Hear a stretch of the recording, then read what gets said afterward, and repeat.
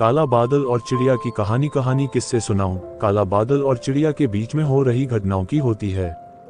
कई साल पहले की बात है, एक छोटे से गांव में एक आलसी और काला बादल आया। ये काला बादल बच्चों के खेलने को बिगाड़ देता और खेतों की सुखद फसलों को नुकसान पहुंचाता था। लोग बहुत परेशान थे, लेकिन काला बादल किसी के साथ बात नहीं करता था। एक दिन गांव की एक चिड़िया ने देखा कि काला बादल बहुत अकेला महसूस कर रहा है। वह उसके पास गई और पूछा, क्या बात है काले बादल, तुम इतने उदास क्यों हो। काला बादल ने कहा, मैं अकेला हूं और किसी के साथ बात नहीं करता क्योंकि लोग मुझे पसंद नहीं करते। चिड़िया बोली, शायद लोग तुम्हें समझ नहीं पा रहे हैं, तुम बदल सकते हो।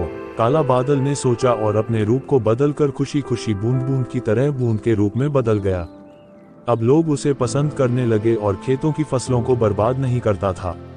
इसके बाद चिड़िया और काला बादल की दोस्ती हुई और वे खुश रहने लगे। इस कहानी से हमें ये सीखने को मिलता है कि हम अपने स्वभाव को बदलकर और दूसरों के साथ मिलकर सही राह पर चल सकते हैं। चिड़िया पति पत्नी की कहानी। एक समय की बात है, एक जंगल में एक सुंदर चिड़िया और उसका पति रहते थे। वे एक दूसरे से बहुत प्यार करते थे और हमेशा साथ में फ्लाई करते थे।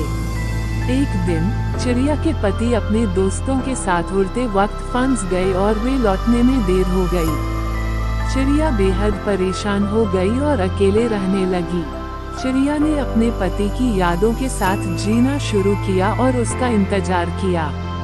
कुछ समय बाद उसके पति वापस आए और उसे देखकर बहुत खुश हुए। इस कहानी से हमें ये सीखने को मिलता है कि प्यार और वफादारी के साथ जीवन में हर कठिनाई का सामना किया जा सकता है और एक दूसरे के साथ सहयोग करके हम किसी भी मुश्किल को पार कर सकते हैं।